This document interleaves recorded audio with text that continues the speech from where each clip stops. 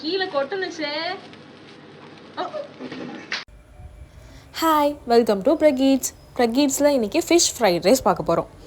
என் husband இங்கே வந்திருக்காங்க. நாங்கள் 2 பேரும் சேர்ந்து தான் அதை குக் பண்ணோம். அவங்க தான் கேமராமேன். ஸோ கொஞ்சம் நாங்கள் என்ன ரியலாக பேசினோமோ அதெல்லாம் ஆட் பண்ணியிருக்கேன் பாருங்கள், நல்லா இருந்துச்சு. அப்புறம் அதுக்கான ப்ரிப்ரேஷன் தான் பண்ணிகிட்ருக்கேன். ஃபிஷ் ஃப்ரைட் ரைஸாக இருந்தாலும் சரி, எக் ஃப்ரைட் ரைஸாக இருந்தாலும், சிக்கன் ஃப்ரைட் ரைஸாக இருந்தாலும் இதெல்லாம் கண்டிப்பாக ஆட் பண்ணணும். அப்போ தான் அது நல்லாயிருக்கும் அப்படின்றதுக்காக இப்படி பண்ணியிருக்கேன். அப்புறம் வீட்டில் நார்மலாக சாப்பிட்ற அந்த சாதத்தை தான் யூஸ் பண்ணியிருக்கேன். அப்புறம் உங்களுக்கு மத்தியானம் ஃபிஷ் ஃப்ரை பண்ணி சாப்பிட்டுட்டு அது ரிமைனிங் இருந்துச்சுன்னா ஈவினிங்காக இல்லை நைட்டு இது மாதிரி நீங்கள் செஞ்சு பாருங்கள்.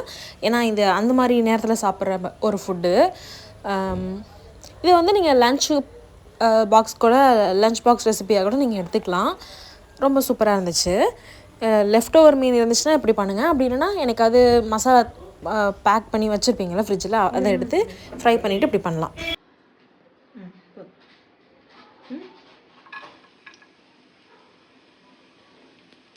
பூண்டு அப்புறம் பச்சை மிளகாய்.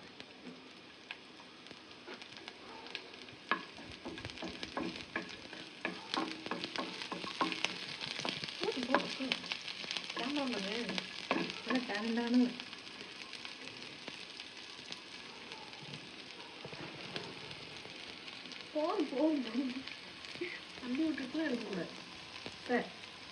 சார்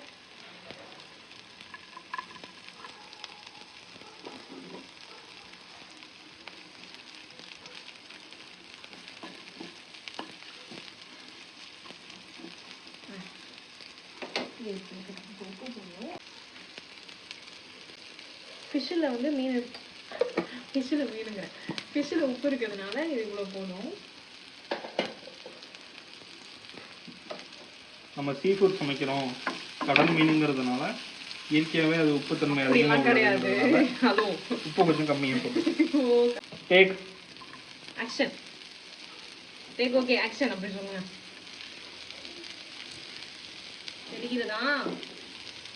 குடிக்கிறதா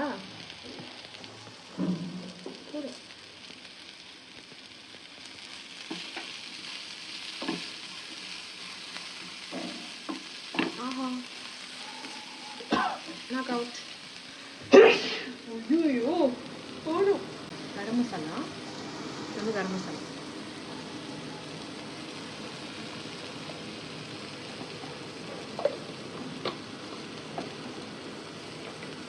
அடுத்து ஜீரா பவுடர், அதுதான் ரொம்ப முக்கியம் ஃப்ரைட் ரைஸ். கடையில் வைக்கிற மாதிரி அந்த ஸ்டைல்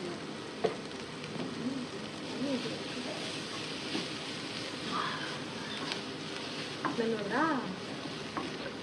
அரோமேட்டிக் தும்மல் வருதா? போதும் வந்துச்சா? ஸ்மெல் வந்துச்சா?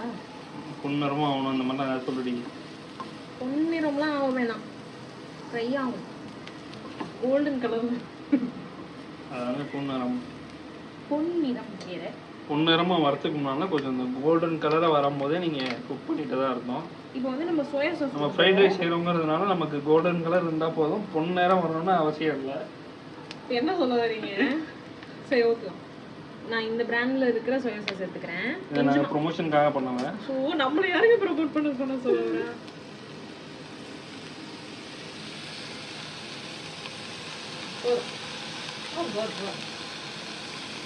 ஒரு கப் ஆஃப் ரைஸுக்கு இவ்வளோ போதும்.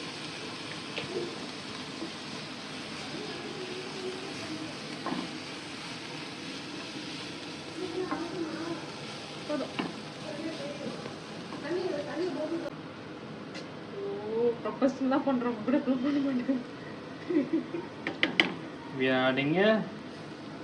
ஃபிஷ், அதுவும் ஃப்ரை பண்ண ஃபிஷ். உங்க அம்மா கிட்ட இருந்து 2 சுட்டுடுங்க, அப்பதான் அது செய்யலாம். என்னத்தையா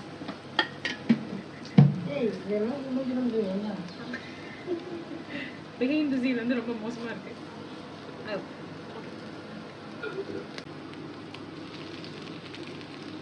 இது கொட்டக்கூடாது. இல்ல நான் இது பண்ணுறேன், போட்டணும். சட்டியாக போட்டா அப்படின்னா நல்லா இருக்காது.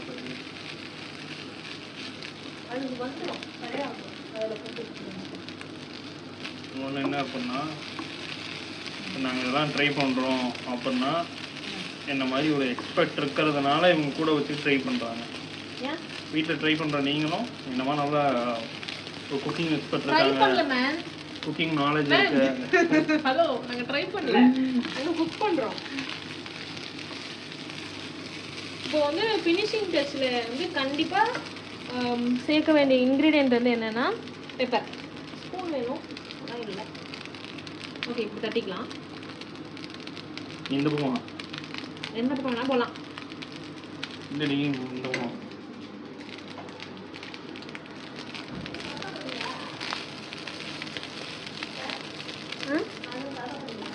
இல்லை தெரில அது இடம் வெட்டா இருக்குது. நிறுத்துங்க நிறுத்திடுங்க.